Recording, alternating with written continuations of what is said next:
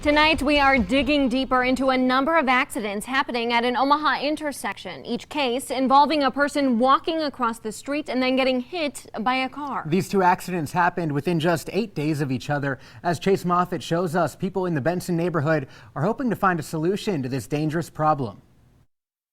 Another weekend in Benson, but with 2 accidents in 8 days, a pedestrian getting hit by a car. A reminder of the safety in crossing the street, especially making sure they have the signal to enjoy our time down here. When a neighborhood expands, thrives in some cases, the extra traffic is generally part of the growing pains to be expected.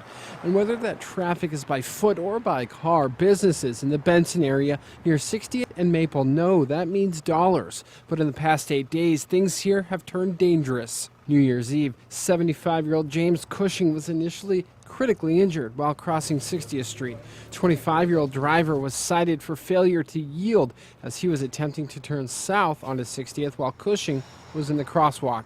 Then Thursday, shortly before midnight, a woman rushed to the hospital again with critical injuries, crossing Maple near 62nd. The driver here stopped, but police weren't sure who was at fault. Investigators receiving conflicting reports from witnesses. I'm big on looking both ways, and anytime there is a crosswalk, to use that and always wait for the signal. I'm pretty good about doing that. Jasmine Scritt travels down to Benson often and hopes these accidents aren't the start of a disturbing trend.